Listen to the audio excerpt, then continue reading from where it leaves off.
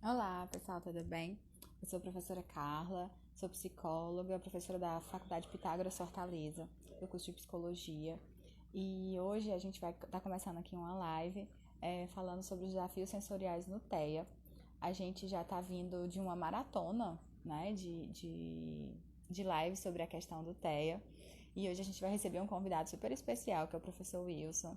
O professor Wilson é terapeuta ocupacional e ele vai nos ajudar um pouco, né? Ele é uma das autoridades aqui no Ceará sobre o autismo e hoje ele vai dividir com a gente um pouquinho dessa experiência sobre essa questão do TEA e que a gente já está aí na nossa terceira live sobre o assunto. A gente começou com a professora Ana Cristina falando sobre o cérebro do autismo. Semana passada a gente recebeu a Sandra, que é fonoaudiólogo, falou pra gente um pouquinho sobre os desafios da comunicação no autismo. Hoje a gente vai receber o professor Wilson para falar um pouquinho dessa questão sensorial. E na próxima semana a gente vai receber o professor Sávio. O Sávio, ele é pedagogo e ele vai conversar com a gente sobre os desafios de educar alguém que tem o transtorno do espectro autista, tá? Aguardando aqui o professor Wilson.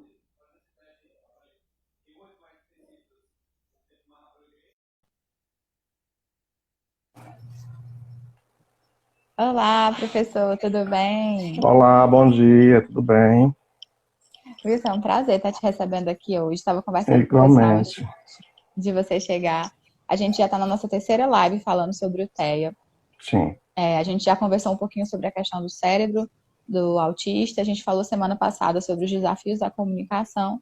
E hoje a gente queria dialogar um pouquinho sobre a questão dos desafios sensoriais do TEA. Eu lembrei de Sim. você, né? Você foi sua aluna. É um prazer estar recebendo você. A Pitágoras agradece muito aí a disponibilidade. E eu queria que você falasse um pouquinho, né, para os nossos alunos da psicologia, da fonoaudiologia, da fisioterapia, o que são essas questões sensoriais e por que elas são tão importantes no caso da pessoa com autismo. Tá. Eu vou me apresentar, né? Primeiro mandar um abraço para a Rosana Iório. Tá me ouvindo bem? Tô sim, tô te Pronto. ouvindo. Mandar um abraço para a Rosana Iório, que é coordenadora de vocês aí da Fono, com quem eu trabalhei há algum tempo atrás, não vou dizer há quantos anos atrás, né? Mas uma grande profissional. E Sim, parabéns você é aí à muito faculdade querida. pela profissional que vocês têm. Bom, como você disse, eu sou terapeuta ocupacional, minha formação de base é essa, mas eu tenho também licenciatura em biologia e em pedagogia, e tenho transitado nas minhas formações aí da pós-graduação pela área da saúde e educação, porque também sou professor universitário, sou facilitador de minicursos, tenho uma consultoria que é a Mais Estímulos, que oferece cursos de formação, palestras, e também em parceria com a FMB, eu coordeno um polo de pós-graduação, que você também conhece, né? Que Uhum. oferece aí diversos cursos. Sou autor desse livro, acho que algumas pessoas já conhecem, que é o Autismo Azul e de Todas as Cores, onde eu também Sim. trago essa temática aí da sensorialidade, que é uma questão muito importante quando a gente fala de autismo. Né? Vamos começar dizendo aí que, ao se falar de sensorialidade nesse contexto do autismo, a gente tem aí 90% das pessoas com autismo com algum prejuízo ligado a essa questão sensorial. E aí, por entendermos que é um quadro diagnóstico associado a padrões de funcionamento cerebral alterado, e aí a gente vai ouvir algumas mães dizer que o exame deu normal, que está tudo certo, porque no exame não apareceu nada, e realmente no exame não aparece nada, que está tudo certo. As falhas que acontecem nesse processo cerebral é de repasse de informação entre os neurônios. Até te ouvi Sim, são falar em uma coisas, outra live sobre isso também. Oi. isso, são coisas muito sutis, né? Muitas vezes, não Isso, só isso, o autismo, mas alguns outros transtornos mentais, eles vão estar falando aí de disfunções muito sutis, e muitas vezes em isso. exames que não sejam muito precisos, até porque são muito caros. A gente evoluiu muito na questão dos exames, mas muitos Isso, desses sim. exames são muito caros, e na prática, né, não, o tratamento em si que vai fazer a grande diferença. Então, muitas vezes os profissionais É, nem passam esses exames pelo alto custo e também porque, de e porque certa não, forma, não a faz prática já diferença, faz né? a gente conhecer, né? Isso. Exatamente. Daí o entendimento de que esse quadro diagnóstico que a gente está falando, que é o autismo, hoje configurado como transtorno do espectro do autismo, por entendermos que não é uma condição diagnóstica que se dá com um modelo, mas com uma infinidade de tipos que a gente não consegue mais nem mensurar quantos, né? desde aquele que você vai observar que não apresenta tanto desconforto em termos sensoriais, aquele que é extremamente sensorial, né, que é hipersensível em diversas áreas sensoriais. Então, essa sutileza aí que você fala nesse funcionamento cerebral só vai ser percebida a partir da nossa observação. Por isso, o diagnóstico do autismo ele é classificado como um diagnóstico de ordem observacional. Os exames que são solicitados, eles não são solicitados para achar autismo, porque não vai aparecer o autismo nesses exames. Eles são solicitados para que a gente descarte outras condições que no passado poderia se confundir com o autismo ou com qualquer outro diagnóstico, para que o médico, o neuropediatra ou o psiquiatra infantil, junto com toda essa equipe multidisciplinar, ele chegue a esse parecer final para a condição do autismo. Porque é observando como essa criança se desenvolve em termos de neurodesenvolvimento, como ela cria elementos de comunicação social, que aí a gente está envolvendo a fala, a comunicação e a capacidade de interagir por essa comunicação, e como ela se comporta associando aí essas questões da comunicação social e dos padrões ritualizados, dos interesses persistentes, com outros sintomas que incluem aí a sensorialidade, e essa é uma questão muito interessante de se tratar, porque a gente não está falando só da criança com autismo que tem um desconforto com barulho, que não gosta do contato físico, não é só isso. A gente está falando de uma questão muito maior que envolve desde o movimento, uma dificuldade com coordenação motora ampla, fina, questões de ordem alimentar, restrição alimentar, seletividade alimentar, situações de ordem visual que não podem ser excessivas, porque pode trazer um desconforto, situações do contexto relacional, que aí entra as questões de ordem afetiva, que a gente entendeu pela cultura que a gente tem, que começa por esse contato físico, o olho no olho. Então, todas essas questões aí estão envolvendo sensorialidade. E aí a gente começou a entender um outro contexto sensorial quando a gente sai daquilo que a gente aprendeu na escola como os nossos 5 sentidos. Nós não temos 5 sentidos, nós temos muitos sentidos. A gente tem visão, audição, olfato, paladar, tato, sentido vestibular, que é o nosso equilíbrio, a nossa postura, seja dinâmica ou estática, sinestésico, que são os nossos movimentos, a capacidade de desenvolver esses movimentos, proprioceptivo, que é como a gente se percebe em relação ao espaço, né? Interoceptivo, que são as sensações internas que você tem, exteroceptivo, que é o que vem de fora, termoceptivo, que é a nossa regulação de temperaturas, nociceptivos, que é aquilo que a gente identifica como ameaçador, nocivo, fora uma outra quantidade aí que tem dentro desses 5 principais, que são aqueles que a gente aprendeu. Então, esses sentidos, quando não em perfeita integração, quando não em perfeito agrupamento, eles podem receber essas informações que chegam e acabar interpretando cada informação de uma forma particular, ou para mais, e aí eu chamo de hipersensibilidade ou hiperresponsividade, ou para menos, que é quando a criança se aproxima e busca por esse estímulo. A gente tem aí a chamada desmodulação sensorial, ou tão conhecido transtorno do processamento sensorial. Então, olha a quantidade de coisas que a gente tem quando a gente fala de sensorialidade, né? Pode falar. Eu tenho uma pergunta para te fazer, mas é porque a tua imagem congelou aqui para mim. Será que... Aqui voltou, aqui estava a sua congelada, mas voltou e tá as duas normal. Eu não sei se tá normal. Quer que eu saia e entre de novo? Não, eu não sei. Eu tenho medo de dar pode certo. Ser. Pode ser? Pode. Vamos tentar ver se dá certo. Tá bom. A gente vai aguardar o professor Wilson retornar, né? Estamos com essas questõezinhas aí relativas à internet.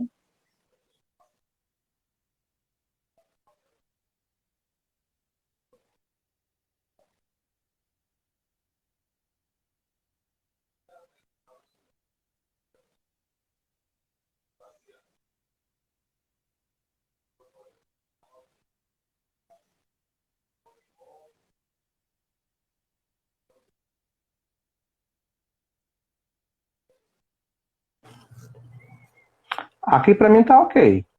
Para você tá ok? Tá. É porque às vezes congelar a sua, para mim, ou a minha para você, mas aí fica o áudio, né? Isso, eu não tranquilo. Pronto. Professor, então você falou que realmente abriu aí nossos horizontes para ver que realmente existem muitas, a nossa questão sensorial vai muito além desses 5 sentidos, que a gente aprende muito, que é muito comum.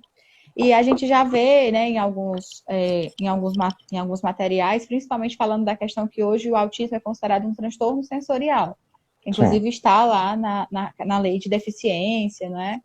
Então, no caso, todos os autistas vão apresentar essas múltiplas questões sensoriais ou isso não é o mais comum?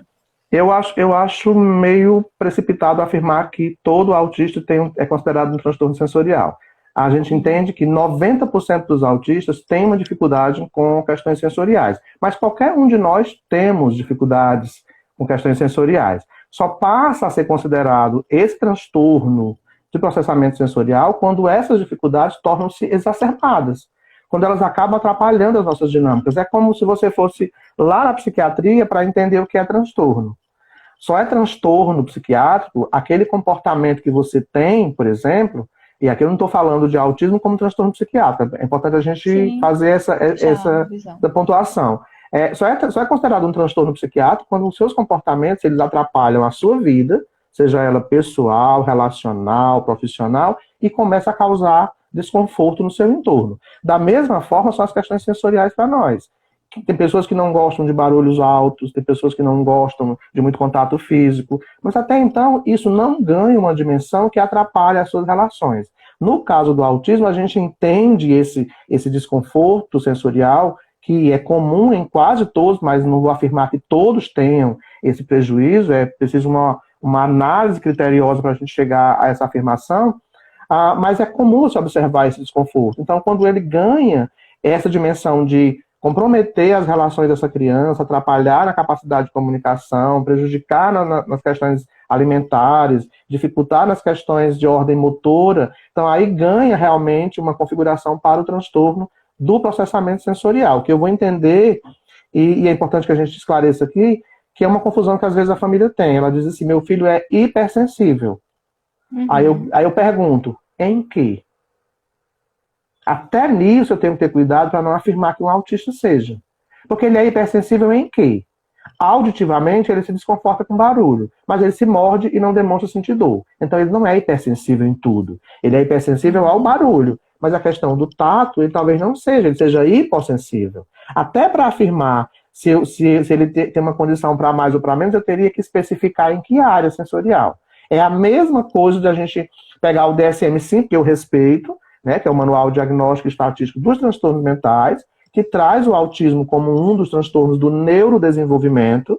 É importante Sim. sempre lembrar disso, que pode vir com comportamentos psiquiátricos associados, a gente não está descartando isso, mas é uma condição inicial do neurodesenvolvimento. E aí eu me preocupo quando o DSM-5 diz assim: autista leve, moderado e severo. Leve em quê? Eu não tenho como afirmar que você seja uma autista leve. Mas leve em quê? Porque ele fala. Isso não é classificação para ser leve. Ele pode ser leve na fala, mas ele pode não ser leve na Uhum. questão sensorial. Ele pode ser muito grave na questão sensorial alimentar, que é a seletividade alimentar. Ele pode ser muito grave na questão de modulação ou de reorganização comportamental. Então, afirmar essa leveza é uma dificuldade muito grande que a gente tem. E aí você, em contrapartida, tem o CID-11, que foi lançado em 2018 e que em breve a gente vai Uhum. passar a utilizá-lo. O CID-11 não fala de leveza. O CID-11 fala do autismo como alguém com deficiência ou sem deficiência, com leve ou nenhum prejuízo na linguagem funcional, com prejuízo de linguagem funcional e com ausência de linguagem funcional. A preocupação do CID-11, a imagem está congelando para mim, em ver se a criança tem prejuízos de ordem intelectual e também se ela tem aí prejuízo na sua capacidade funcional para a comunicação. Então, classificar a sensorialidade e o nível de prejuízo do autismo é um tanto quanto complexo. Na Oi. verdade, classificar prejuízo em qualquer outras áreas é complexo, né? Como é que eu vou comparar, né, o prejuízo de um para o prejuízo de outro? Eu acho que a saúde mental inteira está evoluindo muito nesse sentido, né? As Sim, pesquisas hoje sim. já questionam muito essa questão da gravidade. Mas pelo que eu estou entendendo, professor, esse olhar, né, especialmente sobre o TEA, que vem ganhando muita força nos últimos anos devido a Sim. essa epidemia que a gente está vivendo, né? Então, já é registrado que hoje o aumento de diagnósticos é bem significativo, é bem expressivo aí nos últimos 20 anos. 7.300%, de 1943 até hoje. Mas aí eu me preocupo com essa fala, assim, eu não chamaria de uma epidemia de autismo, eu chamaria de uma epidemia de conhecimento. Eu acho que a gente saiu de um modelo estereotipado para compreender o autismo e entrou num modelo amplo de entendimento do autismo. Então a gente começou a ampliar as nossas informações e hoje a gente coloca dentro dessa suposta epidemia um monte de pessoas com autismo que ficavam de fora ou ganhavam outros nomes. Eu acho que essa estatística cresceu muito em função disso. Diversos quadros diagnósticos que não eram configurados como autismo, hoje são configurados como autismo. E aí enche essa estatística cada vez mais, né? A gente tem dito assim, cresceu o número de autistas ou cresceu a nossa informação sobre ele? Porque veja bem, né? Veja bem, nós até, eu vou pegar bem remoto mesmo, até uns 5, 6 anos atrás, o autismo não era um assunto da faculdade, a não ser de medicina. Não era um assunto da escola, a não ser da escola especial. E hoje o autismo está transitando em todos os cursos das faculdades, porque a gente vai lidar com pessoas de qualquer condição, em qualquer área de trabalho que eu venha a desenvolver. Ele hoje faz parte cada vez mais recorrente dos espaços escolares, porque ele está lá, é um direito dele. Ele hoje está sendo obrigado ao promotor, ao juiz, ao advogado, a entender sobre isso, porque ele vai buscar por esse direito. Então a gente tem hoje um universo maior de abrangência de diversas áreas para entender o autismo que no passado a gente não tinha tanto. Por isso que eu acho que essa estatística cresceu tanto, né? A imagem congelou um pouquinho para mim. Acho que nossas internets hoje não estão conversando muito bem. Mas tá dando para ir? Tá. Tá dando pra gente conversar, né? Uma coisa muito importante que eu achei na sua fala, quando você fala dessa questão de hoje a gente tentar entender esses múltiplos prejuízos, né, que a pessoa que tem algum tipo de deficiência sensorial tem, aí eu fiquei me perguntando, acho que é até importante para falar para os nossos alunos da psicologia, para os nossos alunos da fonoaudiologia, falar um pouquinho sobre o trabalho do terapeuta ocupacional e de como estão acontecendo esses estímulos sensoriais. Eu acho que a gente ainda precisa se conhecer um pouco melhor como abordar, como áreas do saber, para fazer esse diálogo, né, de uma forma mais... Eu usei essa sua mesma fala ontem à noite, conversando numa live com a professora e fonoaudióloga Ana Cláudia Bonfim. Que a gente precisa, eu acho que hoje é cada vez maior a necessidade de qualquer um de nós, em nossas áreas de conforto, entender um pouquinho sobre o que o outro faz. Eu preciso saber qual é o papel do psicólogo, do fonoaudiólogo, do terapeuta ocupacional, do fisioterapeuta, porque se eu não entender qual é o papel do outro, como é que eu vou encaminhar essa criança para o trabalho de uma competência que não é minha, né? Ou que é minha em conjunto com alguém? E quando a gente fala de sensorialidade, não tem como, é impossível a gente trabalhar desmembrado. Eu, enquanto terapeuta ocupacional, a Rosana Iori, enquanto fonoaudióloga, a nutricionista X, o psicomotricista, o psicólogo, porque isso não traz apenas uma questão de ordem sensorial, que é uma abordagem de integração sensorial que o terapeuta ocupacional, na sua atuação, aplica. Mas isso também vai atrapalhar as questões alimentares, as questões de fala, as questões de ordem comportamental, as questões motoras.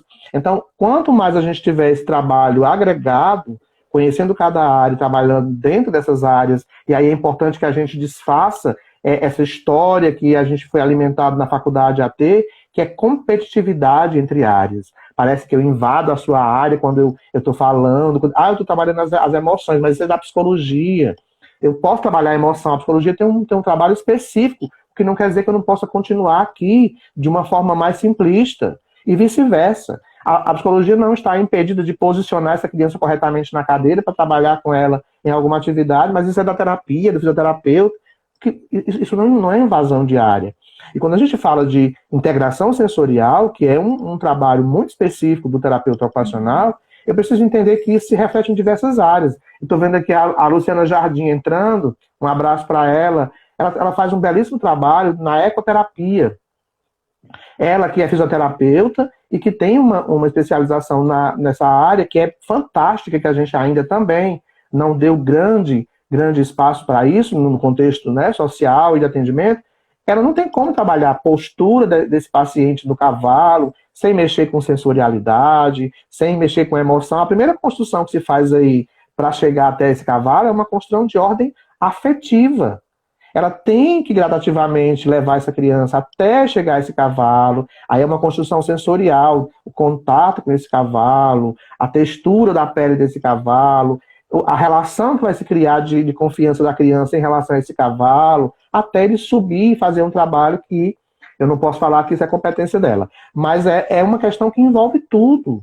A criança não vai chegar, se montar no cavalo e vai funcionar dessa forma. Não. Até chegar a esse processo existe um longo passo. E tudo isso é sensorialidade, é movimento, é emoção, é comunicação. Ela se agarrou a uma cadeira para não ir, ela não está falando, ela está me dizendo, eu não quero, eu estou com medo. É comunicação. A gente é que está naquele movimento de querer entender comunicação como fala. Eu posso me comunicar sem falar, e eu posso falar e não me comunicar. É importante que a gente entenda isso. A grande pergunta que às vezes a família vem nas palestras comigo é assim, mas eu quero que ele fale. Eu digo, mas não queira. Queira que ele se comunique. Se ele vai falar ou não, é uma questão que só o tempo vai dizer. O importante é que você entenda o que ele está dizendo e ele entenda o que você está dizendo. Isso é comunicação. É isso que o CID-11 traz como linguagem funcional. É a nossa capacidade verbal ou não verbal de dizer ou transmitir algo e que essa transmissão desse algo seja compreendida pelo outro. Se a gente não conseguir levar a essa questão aí, estou entrando já na fono, é PECs, eu posso me utilizar de figuras. Eu estou entrando lá em outras abordagens com TIT, que é a sinalização do ambiente com imagens. Eu estou entrando lá nas abordagens comportamental, que é ABA, onde eu posso usar figuras, objetos, para trabalhar a eliminação de comportamentos inadequados, instalando comportamentos adequados. Olha por onde anda a sensorialidade. Ela anda em todas as áreas.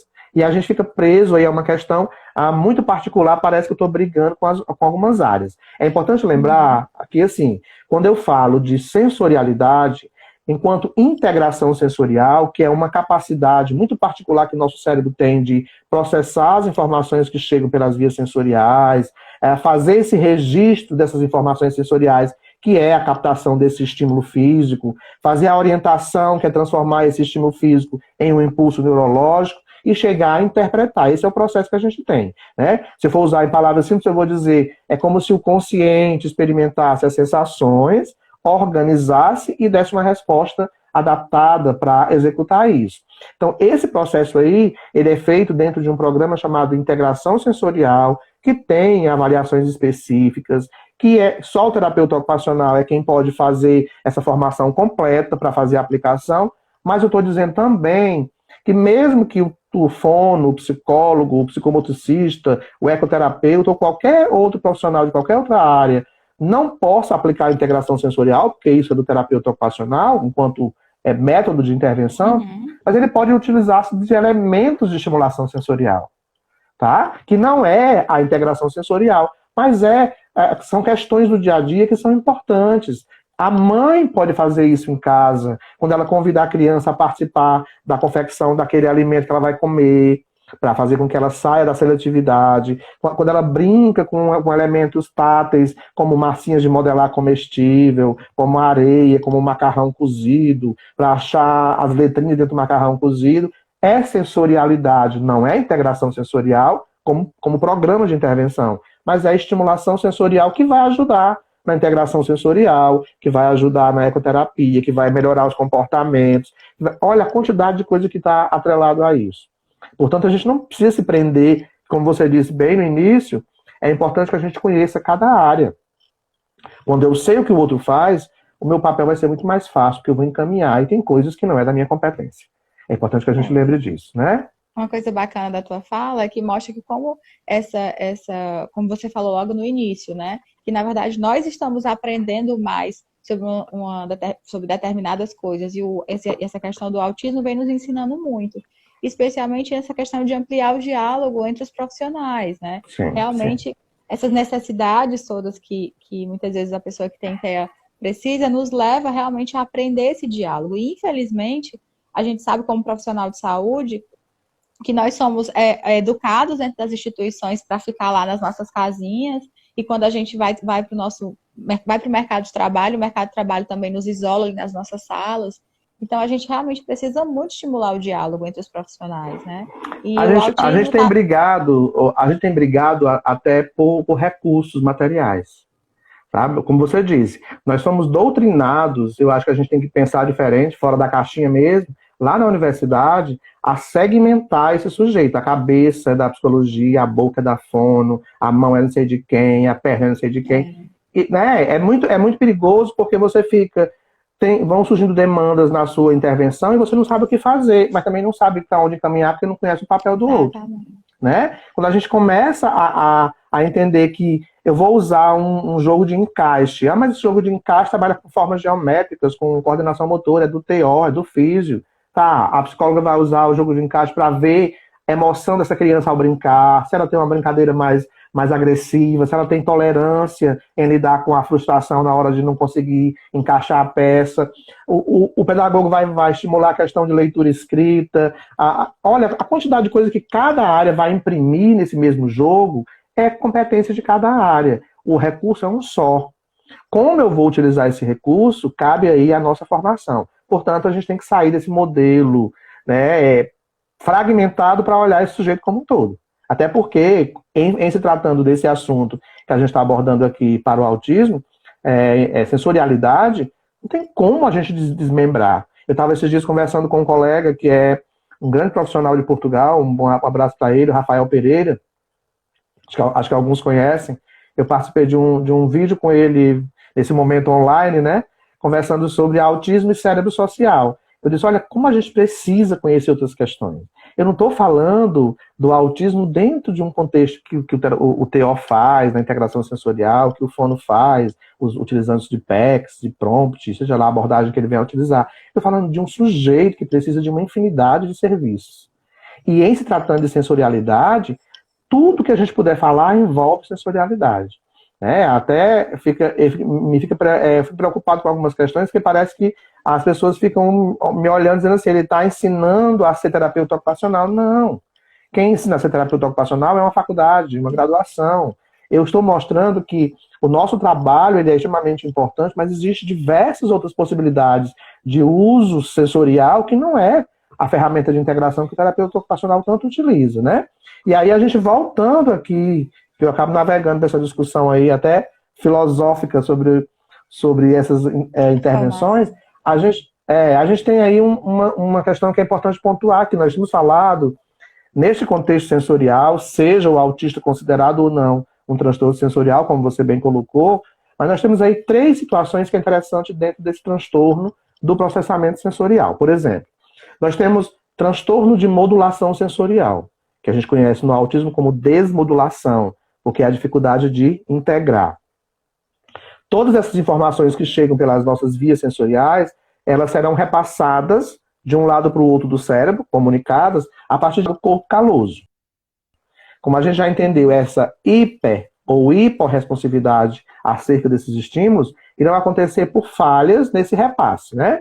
E aí, quando eu falo de transtorno de modulação sensorial, eu estou falando de hiperresponsividade, hiporresponsividade e a própria busca sensorial. Mas também temos uma outra condição, que é o transtorno de discriminação sensoriais, que aí envolve diversas áreas sensoriais. E um outro ponto que a gente também já colocou nas nossas falas, são os transtornos motores de base sensorial, que aí entra os distúrbios posturais, né, que se trabalha na fisioterapia, na terapia ocupacional, na ecoterapia, na psicomotricidade, e as dispraxias, que também é uma questão associada aí a esse prejuízo sensorial. Portanto, quando eu falo de sensorialidade, eu estou falando de corpo caloso em prejuízo nessa comunicação dos estímulos que chegam, eu estou falando de prejuízos de ordem cerebelar, eu estou falando de prejuízo de neurônios espelhos, que a gente entende como tão importante para a nossa comunicação, porque é quem nos dá a capacidade de interpretar situações de ordem não verbal. Eu temos aí prejuízo na questão executiva, que é córtex pré-frontal, né? E temos aí mais um outro ponto importante, e aí eu entro agora na sua área, que é a amígdala. Regulação afetiva, controle emocional, sexualidade. Então, esses 5 elementos são hoje talvez os mais apontados em prejuízo no autismo, que dão a esse sujeito nessa condição aqui o termo que que eu acabei de falar, que eu conversei com o Rafael, cérebro social. Como é que eu me ajusto socialmente nos espaços, na hora da refeição, num restaurante, num ambiente diferente do que eu vivo todos os dias enquanto ritual? Como é que eu me ajusto na escola, na hora do intervalo, que é barulhento demais? Como é que eu me ajusto perto de alguém que tem um cheiro de um perfume muito forte? Como é que eu me ajusto na hora de um abraço que só falta me sufocar? Né? Como é que eu faço isso se essas 5 áreas não estão integradas, além das questões de ordem sensorial, para que eu possa me ajustar enquanto um ser sociável? Esse cérebro social é o que nos dá a capacidade de sermos sociáveis. E para ser sociável, eu preciso me controlar frente às questões sensoriais, eu preciso controlar a minha fala para não dizer o que eu penso em momentos que não cabe, eu preciso saber a hora de calar e a hora de falar. E a gente já viu que autistas são muito sinceros, são muito diretos, não fazem arrodeios. São essas sutilezas de comunicação social que eles não têm. Ah, mas o autista leve, olha de novo, mas o autista leve não tem isso. Tem. É até preocupante demais quando a gente fala de autismo leve, e eu me preocupo muito com isso, porque assim, passa despercebido, é como o TDAH do tipo desatento. Ele passa despercebido, ele é subdiagnosticado, ele é julgado, ele é apontado como esquisito, ele é apontado como retraído, como tímido, menos compreendido como uma pessoa que tem uma dificuldade qualquer, que precisa do nosso olhar de compreensão. Então, quanto mais leve for esse quadro de autismo, mais difícil vai ser essa pessoa se sentir na condição de autista, porque até então a gente ainda está preso ao modelo clássico do autismo, que tem que ser aquele que se morde, que se bate, que não gosta do barulho, que não olha no olho. Essa questão de olhar no olho é até interessante, porque a gente já tem que descartar isso. Ah, mas meu filho não é autista porque ele não olha no olho. Gente, olhar no olho ou não olhar no olho não classifica autismo. A gente tem que estar tão preso a alguns mitos aí do passado que parece que se eu olhar no seu olho, eu não sou autista. Eu tenho um autista que olha no olho, que olha e foge o olhar, que olha profundamente, é você que se incomoda, porque ele invade você pelo olhar. Então, essa classificação, esse olho no olho, que a gente tanto retrata no autismo, é mais uma forma de comunicação que pode estar prejudicada. São sinais que podem nos dar a entender que existem outras questões que podem ser olhadas. Mas achar que é autista ou não é autista porque não olha no olho, eu não olho no olho muitas vezes porque eu não entendo as suas expressões faciais, eu não sei o significado do seu gestual, e aí eu acabo fugindo porque é invasivo. Então, quando eu falo de novo de sensorialidade, é um universo de questões. E é um desafio familiar. É um desafio muito grande, porque a família muitas vezes quer se fechar em casa. Ela não vai mais a uma festa de aniversário porque a criança chora, se desorganiza quando vê os balões, porque ela já associou que o balão faz um barulho e o barulho é desconfortável. Quando chega a hora do parabéns, ela dá um escândalo, porque o parabéns é irritante mesmo, um barulho que não para mais, as pessoas ficam rezando para parar, ou ela bota as mãozinhas no ouvido para tentar fugir. Mas aí eu digo para a família, ele vai para o aniversário e chora, saia com ele e vai embora. No próximo aniversário, vá de novo. Chorou, vai embora. Vai chegar um ponto em que você gradativamente, respeitando o tempo dele, o limite dele, você vai gerando o que a gente chama lá nas abordagens sensoriais de habituação. De tanto ele participar, respeitando os limites dele, ele chegou a um ponto que ele não mais interpretou aquilo como aversivo e passa a aceitar. Mas se fechar dentro de casa e criar um universo autístico à parte, não vai resolver a questão. Por isso que é importante essa orientação, né? Sua imagem está congelando um pouquinho. Você quer fazer alguma colocação? Eu não estou te ouvindo. Oi, oi. Tá me ouvindo agora? Tô te ouvindo. Só a imagem que está um pouco ruim. Acho que a minha imagem aqui também não está tão boa. Mas eu acho muito bacana, acho que todo mundo que pensa no senhor pensa muito nesse processo de educação inclusiva, né? Acho que essa imagem está muito atrelada aí, né? Foram 21 anos, né? Né? Então, assim, quando eu me lembro muito de você, eu me lembro muito das suas contribuições, né, para os professores. Acho que nós, professores, a gente tem essa dificuldade, né? Assim, dar aula é um processo que já não é tão fácil. Educar é um processo muito difícil. E quando a gente fala desse processo de aprendizagem dentro de pessoas que têm determinadas condições, acaba sendo um desafio. Aí eu queria que você falasse um pouquinho, né, da importância da escola para esse desenvolvimento sensorial, né, que é preciso ser Sim. feito. Eu até gravei um vídeo essa semana sobre chamadas de atenção para o professor de muitas questões que ele trabalha sensorialmente falando e não se dá conta. Colocar a criança na fila, pedir que o coleguinha pressione com mais força o ombro do outro, chamar a criança para a rodinha de conversa, regular o volume da voz naquele momento da rodinha de música, né? Observar a criança na hora do intervalo, como é que ela se comporta. Então, todas essas questões acontecem dentro da escola e muitas vezes não se dá conta de que isso é um trabalho sensorial, não é integração sensorial como abordagem, mas é estimulação sensorial, né? Então, o espaço escolar, por sua natureza, ele é um dos espaços mais propícios a isso, porque tem diversas questões ali, inclusive não direcionadas diretamente pelo profissional, que dá a essa criança a oportunidade de vivenciar experiências sensoriais. Por exemplo, permitir que ela vá ao parquinho e brinque. Ele é um autista ou com qualquer outra deficiência, não tem que ficar com você na hora do intervalo, enquanto professor, porque o bichinho é especial. Não. Ele tem que ser oportunizado a essas experiências diversas nesse contexto para aprender a se virar sozinho. Então, se ele não consegue ir, leve. Ele está isolado num cantinho porque ele não consegue lidar com barulho, vá lá e tente conquistá-lo para que ele possa participar. Então, você tem no espaço, e é comum você ter no espaço escolar, rampa, naquele espaço de brincadeira, escada, subir e descer a escada, subir e descer a rampa. Tem criança que sobe a rampa ao contrário, que é para escorregar. É uma descoberta sensorial, é proprioceptividade. Ela, sem perceber, está descobrindo como o corpo dela pode ocupar esse lugar no espaço.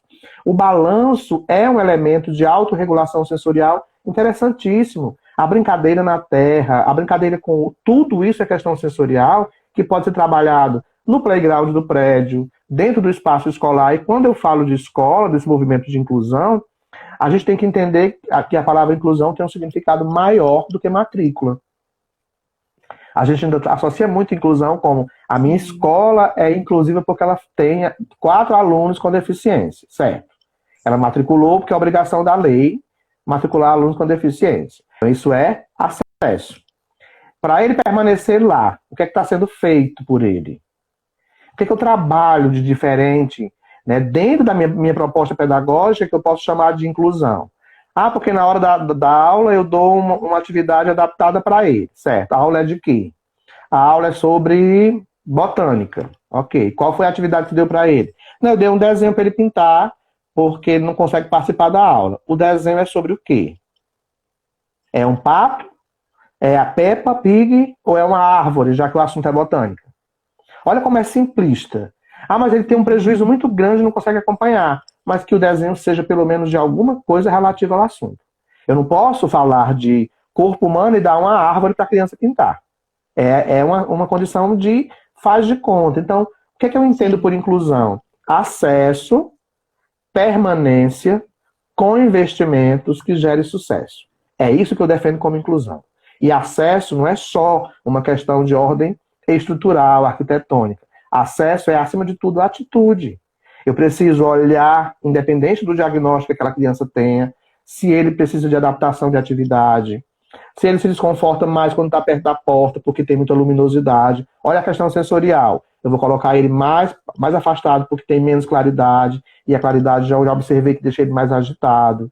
Eu vou deixar ele sair primeiro, porque quando todo mundo sai junto, ele se desorganiza. Eu estou fazendo pequenos ajustes, eu não estou tratando ele diferente, estou tratando ele igual, mas adequando a forma como ele funciona.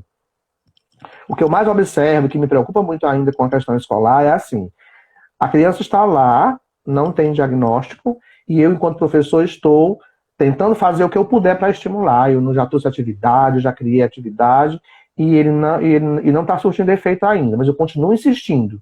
Meu papel é insistir. Aí a mãe chega e diz: olha, eu fui no neuropediatra e ele tem autismo.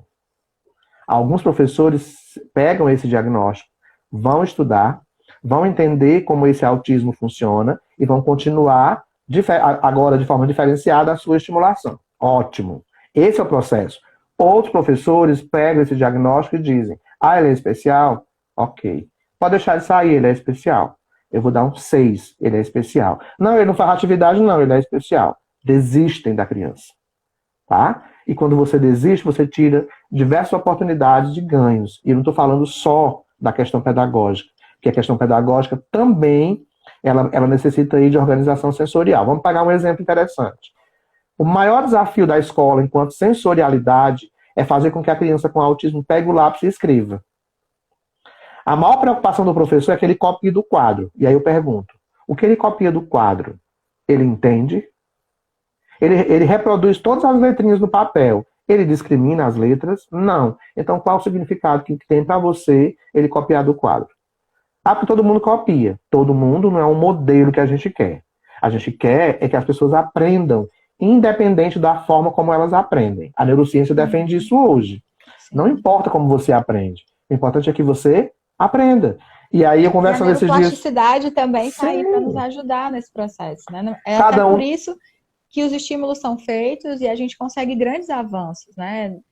As terapias, você falou até de várias, citou várias terapias, elas estão aí para mostrar, claro que é natural que às vezes uma determinada pessoa se identifique melhor com um tipo de terapia, você falou da ecoterapia, falou do ABA, falou do Teacher. Então, assim, algumas crianças vão apresentar mais evoluções de um determinado modelo, e isso tem muito a ver com suas questões pessoais, com os profissionais que estão relacionados.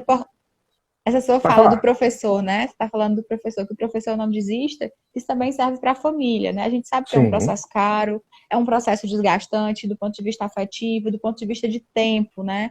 Muitas das terapias relacionadas ao autismo são terapias de 10 até 20 horas semanais. Então, isso requer muito investimento da família. Muito caras, né? Então, isso muitas vezes leva assim, um certo desgaste, né? Familiar, financeiro. Então, assim, e muitas vezes, acho que o Wilson também escuta muito isso, né? Mas cadê o resultado? Cadê o resultado? Então, a nível cerebral, esse resultado vai... O que eu mais escuto é assim... Ah, pode falar.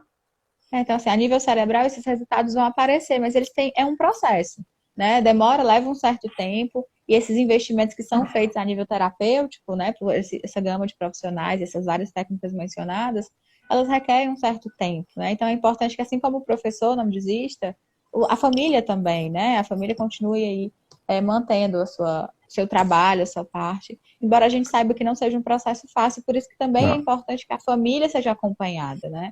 Acho que muitas vezes nós da psicologia fazemos um trabalho de suporte muito importante para a família, que também precisa dessas orientações, né? Você colocou duas questões importantes que é interessante que a gente discuta. Vou pegar pelo final. Está faltando a gente buscar ferramentas para cuidar de quem cuida. A gente está muito preocupado com políticas públicas, com programas de intervenção para o autista, com abordagem multidisciplinar para o autista. E quem está cuidando da família, que passa 24 horas todos os dias com essa criança? Que muitas vezes e do professor também, né? Não, e do professor, lógico. A gente não pode esquecer disso. Eu começo pela família. Estão na linha de frente, sim, né? Sim. Eu começo pela família porque, assim, é quem recebe a notícia e é quem vai se deparar com portas fechadas na cara, com o julgamento da própria família acerca dos comportamentos da criança, né? Então, a gente está precisando cuidar da família enquanto suporte, primeiro informando o que é essa condição diagnóstica, como é que eles podem caminhar junto com as equipes. E um outro ponto interessante é que você colocou também, que é assim, o autismo hoje, ele é considerado um problema de saúde pública. O custo mensal de tratamento para uma criança com autismo gira em torno de 5 a 10 mil reais. Qual é a família que pode pagar esse valor? Uma outra questão que me preocupa muito são os modismos de intervenção. Tá? A gente já inventou uma moda aí que a terapia alimentar sem glúten reverteria o autismo. Cuidado, é uma questão seletiva por um desconforto intestinal, essa intolerância a situações associadas à aveia, trigo, centeia, cevada, né, que a gente está falando aí do glúten. Mas nem todo autista tem esse desconforto. E aí você obriga a mãe a uma terapia alimentar sem condição de comprar esse alimento, mesmo a criança não se desconfortando com ele. Ah, porque agora a moda é ABA. Ótimo, o ABA é um programa fantástico, ele já tem décadas de existência, é cientificamente comprovado. Mas eu não posso esquecer de observar se a criança responde bem a ele ou não. A gente não vai empurrar o ABA de cima para baixo, desrespeitando se a criança se identifica ou não, responde bem a ele. Às vezes você utiliza de elementos de um programa e não do programa inteiro. E aí entra de novo essa necessidade. É interessante a abordagem multidisciplinar? Sim, mas eu preciso observar, e quem vai me dizer isso é o paciente, né? Eu tenho que ouvir o profissional que está acompanhando, se ele responde melhor a esse ou aquele programa. Então, como você disse, eu falei de ABA, eu falei de integração sensorial, TEACH, PECS, Prompt, Flurtime, Padovan, Sunrise, Jasper, ecoterapia, olha a quantidade, musicoterapia, olha a quantidade de coisas. Ah, mas ele não está funcionando, então vamos mudar a estratégia. Se não está respondendo bem, não é porque o programa não é bom, é porque eu também tenho que olhar a identidade que o sujeito tem com esse programa. Né? É como uma abordagem psicológica. Tem pessoas que não se identificam em chegar no consultório e ficar falando para você, ela quer conversar com você. Mas tem abordagem que você mais fala do que o profissional. Então, é uma questão de identidade de quem está precisando do serviço. Eu estou defendendo a importância de todos os programas de intervenção, desde que eu observe se essa criança responde bem a esse programa. Tá? Eu não posso empurrar isso como uma imposição, achando que porque o meu consultório vende esse programa X, esse é o melhor de todos. O melhor de todos é aquele que a criança responde bem a ele. Para você, para outra família já é outro programa. Para outra família já é outro programa. E eu não posso usar a minha referência familiar como uma referência para 80 milhões de pessoas. Nós somos hoje um quantitativo de 1% da população mundial. 80 milhões de pessoas no mundo têm autismo. Dessas 80 milhões de pessoas, 90% deles têm prejuízos ligados a questões sensoriais, seja um desconforto maior ou um desconforto menor, seja a fuga do estímulo ou seja a procura por esse estímulo. Dentro dessa questão sensorial, nós temos aí um assunto muito interessante que é a seletividade alimentar, que ela pode ser uma recorrência. 80% dos autistas podem voltar à alimentação. Mas aí é outra questão interessante que é importante que a gente observe. Ele tem um desconforto sensorial frente a esse alimento, ou ele tem um problema intestinal que faz com que ele se desorganize quando come esse alimento. Que já é uma situação pontual, por isso que é importante que a família observe. Nem tudo que parece um problema sensorial é um problema sensorial. Oi. Isso, né? O autista ele pode passar por outras questões físicas. A gente fala muito na psicologia que os diagnósticos eles têm que ser tem que excluir. Eu preciso excluir outras questões biológicas, né? Algumas coisas que parecem um sintoma, que no caso é psiquiátrico, mas que pode estar relacionado a uma disfunção biológica, às vezes a gente fala muito de problemas de tireoide, problemas na hipófise. Então, assim, é muito importante que a gente não se esqueça que a pessoa que também tem o autismo, ela pode, né, ter dor de barriga porque comeu alguma coisa que não devia, né, alguma coisa que fez mal, e a gente não pode, digamos assim, associar tudo aquilo ao transtorno. Eu acho que é muito importante a gente ter esse olhar. Mas, professor, eu queria fazer uma última pergunta, eu prometo. Diga, não, pode perguntar. Eu estou falando aqui porque eu tô fluindo aí e um assunto vai para o outro e eu falo pelo que estou vendo. Vai lá. Mas está sendo muito bacana, muito rica a sua fala. Tem uma angústia que eu observo muito entre os meus alunos. Hoje, por conta daquela lei Romário, né, as escolas precisam garantir um acompanhante, né, alguém para lhe auxiliar nesses processos educacionais. E a maioria desses acompanhantes, pelo menos até hoje, que eu saiba, geralmente são estudantes, são contratados via estágio. E a queixa, né, tanto os meus alunos da fonoaudiologia como os meus alunos da psicologia, é que muitos deles são colocados pela escola, mas eles não recebem orientação, não recebem um acompanhamento, não recebem supervisão, e isso vai gerando muita angústia neles, porque, de fato, como você falou, a universidade ela ainda não está lidando, eu acredito, com essa temática. Acho que a Pitágoras abriu esse espaço aqui para a gente estar discutindo toda semana um pouquinho sobre esse assunto, mas, em geral, a gente não tem uma disciplina voltada para isso, e isso é uma questão que vem crescendo muito, e os alunos sempre trazem para a gente essa angústia, né? Professor, o que é que eu faço com esse aluno? Professora, como é que eu lido com isso? E eles sempre trazem essa falta, né, de apoio aí, muitas vezes, da escola, né? Que, como você falou, não é só o acesso, tem que ter investimento também. Claro. Então, assim, já que você está falando aí para muitos dos nossos alunos que estão aqui ao vivo, ou que vão assistir daqui a pouco, o que é que você orienta, assim, quais são as fontes que esse aluno pode estar bebendo? Quais são as orientações que você dá, assim, um pouco por cima, para esse aluno que sai ali da sua faculdade e vai, né, para o dia a dia, para a rotina escolar como acompanhante? Bom, vamos lá. Você traz um assunto bem interessante, que é uma preocupação que a gente tem com essa figura do cuidador.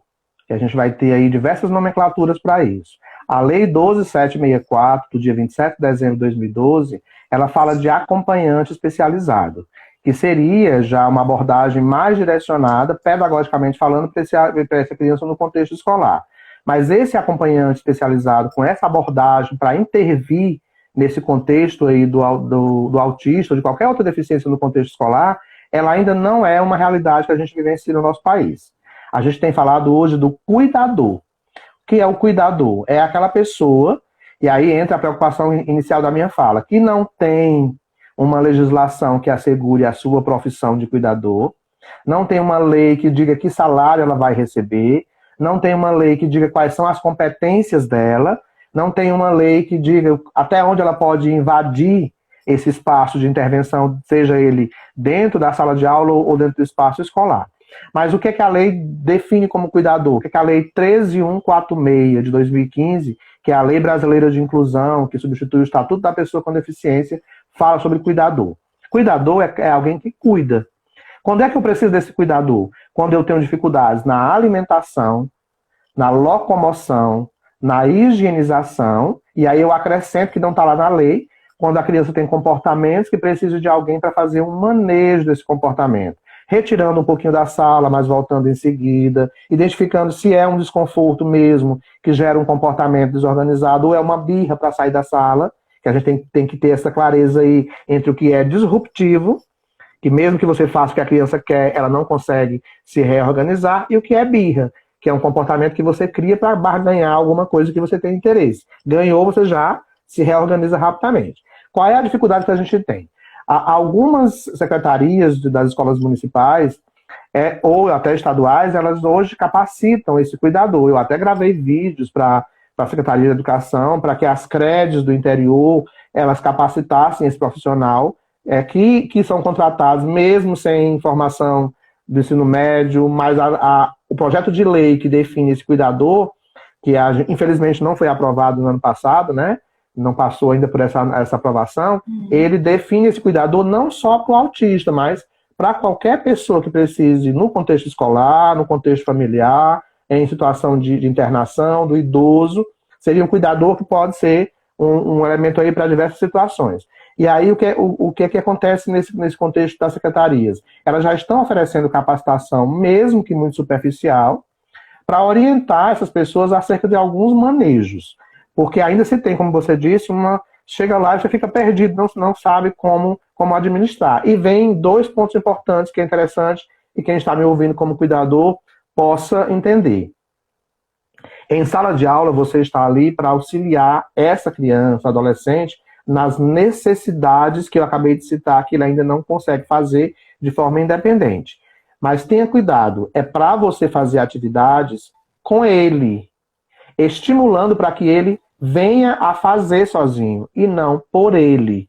Porque o que a gente observa é o cuidador fazendo pela criança e em se tratando de autismo é mais preocupante ainda, porque você fica parecendo a sombra da criança, virando a bengala para ela e ela não sabe funcionar depois sem a sua presença. E o que eu quero não é alguém dependente de mim. Eu quero alguém que se vire mesmo eu estando longe. Então a orientação que eu dou de vez em quando é se afaste dele de vez em quando, vá dar atenção a outro coleguinha na sala, mesmo que o coleguinha não precise, porque ele toma você como posse dele. Ele chora porque não quer que você fique com ninguém, ele bate em alguém se alguém ficar perto de você. E é preocupante porque nós estamos falando de uma criança, um adolescente, que facilmente ritualiza comportamentos por essa inflexibilidade mental, essa dificuldade de mudar de estratégia. E quando você faz esse elemento de abordagem o tempo inteiro ali, muito presente e sem mudar nada, você gera um outro prejuízo. Tá? Então, tem secretarias já capacitando, orientando, mas infelizmente o que a gente mais vê nesse contexto é o professor transferindo para esse cuidador uma competência que é dele. E aí, de novo, mesmo que você não seja capacitado para trabalhar com essa criança, se você pegou, e eu acho que isso cabe a qualquer área, né? Falta também esse entendimento. Você, como psicólogo, se chega um aluno, um paciente para você com um diagnóstico, síndrome da dependência do café. Eu nunca estudei isso na faculdade, qual é o seu papel? É ir atrás de saber o que é a síndrome da dependência do café. Eu estou falando isso porque eu tomo café direto, né? Sim. Então, se você recebeu como aluno, para você acompanhar uma criança com autismo, vai estudar sobre autismo. A gente também tá nessa preocupação, às vezes, de só culpabilizar o outro e não se colocar na condição de participante. Ah, mas eu não recebi formação. Eu também não recebi formação. Se eu fosse falar de autismo hoje, do que eu estudei há 22 anos atrás na faculdade, eu estaria falando para você hoje de síndrome de Kanner, que era como eu aprendi naquela época, que era o nome que era. E hoje eu falo de transtorno do espectro do autismo. Se a gente não estiver buscando por isso, a gente fica para trás. Então, esse cuidador, por não ter um perfil legal, né, tanto salarial, quanto de carga horária, quanto de competências dentro dessa condição de acompanhar essa criança na escola, ele pode ser alguém sem instrução nem média. O que o projeto de lei defende é que pelo menos ele tenha ensino fundamental, se for para acompanhar criança do ensino fundamental, e tenha ensino médio, se for para acompanhar alguém no ensino médio. Que ele seja maior de 18 anos, que ele não tenha antecedentes criminais, que ele tenha condições físicas, dependendo da condição que ele vai acompanhar. Ah, é preconceito? Não. Se eu vou acompanhar uma pessoa que faz uso de cadeira de roda e não sabe ainda utilizar o banheiro sozinho, eu não posso ser uma pessoa que não tenha condição de levantar essa pessoa para auxiliá-la. Então, se é um homem que você vai acompanhar e já é um rapaz, não é muito coerente botar uma mulher para ser cuidadora. Não é? É constrangedor para ele e para você no momento de utilização de um banheiro, por exemplo. Então, tem algumas questões aí que o projeto de lei traz que é interessante. E outra questão importante, que aí entra na sua área, que o projeto de lei traz, é preciso que você tenha equilíbrio emocional para lidar com os desequilíbrios que vão acontecer durante o seu traquejo ali comportamental, o manejo comportamental frente a essa criança. Ela vai se desorganizar, ela vai ter crise convulsiva, ela vai se automutilar, ela pode bater em você no momento de uma crise. E se você for chorar, for se descabelar na hora que está acontecendo isso, vai ser um problema para os dois. Eu vou ter que, enquanto quem está de fora vai ter que dar suporte à criança e ao cuidador. Então, o projeto de lei traz essas situações importantes como pré-requisito, mas infelizmente ele não existe ainda. Então, por não existir, nós temos aí essa grande dificuldade. Mas aí tem dois pontos interessantes dentro desse mesmo assunto. Vou deixar você falar. A Lei 12.764, ela fala desse cuidador, né, desse profissional especializado. E aí fica a família, muitas vezes, brigando na justiça para que a criança tenha esse cuidador na escola. Qual a orientação que eu trago para a família? Seu filho come sozinho, seu filho anda sozinho, vai ao banheiro sozinho, não tem comportamento que precisa de alguém para manejar? Ele não tem nada disso, não. Para que esse cuidador? A lei diz, ele precisa de um profissional acompanhante, vírgula, se for comprovada a necessidade desse profissional. A gente está vendo praticamente o entendimento de que todo autista tem que ter esse cuidador, e não é assim. Aí, posterior a essa lei, tem uma nota técnica, que é a 24 de 2013. E aí, agora eu vou mexer com a escola privada, que ela diz assim, se a criança necessitar desse profissional, é obrigação da escola privada ter.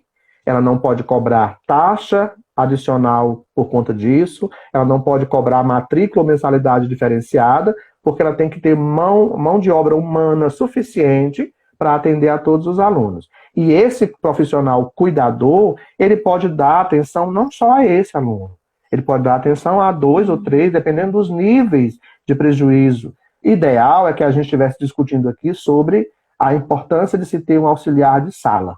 Ponto. Sim. A gente não estaria falando de cuidador. Até porque um professor não dá conta de 30 crianças sozinho.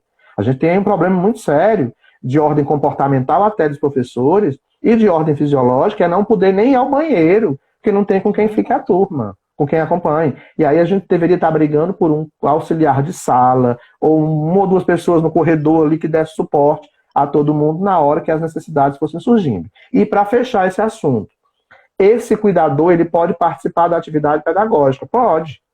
Mas é competência do professor elaborar, aplicar e acompanhar. Ele pode fazer tudo isso que eu disse e muito mais, mas ele não pode adentrar competências fonoaudiológicas, terapêuticas, psicológicas, pedagógicas. Ele só entra nesse contexto de auxiliar essa criança quando tudo que aquele professor já fez em sala de aula com todos os alunos, inclusive com esse, não conseguiu surtir o efeito. Aí ele entra para dar esse suporte, tá? Professor Wilson, eu queria agradecer. A gente já estouramos, eu tenho 20 É, segundos aqui, né? Eu queria muito agradecer a sua fala.